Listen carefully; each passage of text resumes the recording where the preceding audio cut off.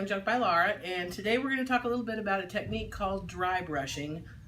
Supplies for this technique are your paint, a brush, and a rag to wipe the brush on, and that's all you need. You're going to apply it to whatever your project is, but this is all it takes. So to dry brush something, you're just going to wipe the paintbrush lightly across your project with very little paint on it. The purpose of this is to highlight the architecture that otherwise you might not see, or to soften the color of something.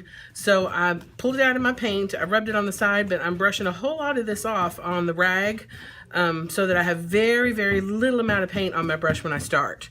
So first I'll do this piece, and you're just gonna lightly brush across it, and you see how it highlights all that architecture. Beautiful. And the other thing that's really handy for is hardware, and you can dry brush with the brush, which softens everything. The other thing I'll do sometimes if I'm in a hurry or not sure how much paint is really on my brushes, you can also just do it with your finger. Just rub your finger across it with a tiny bit of paint. And then if I was putting this on a piece of furniture that I had painted linen or a light color, it would soften the piece and it would look beautiful on it.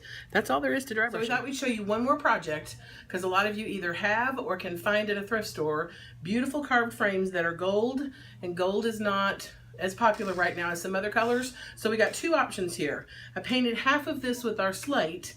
The first thing I'm going to show you is you can just brush it on the gold and look at what it does to the architecture. You see all that carved detail now that you wouldn't have seen before. And let's say you're not a fan of any gold at all. Let me turn this.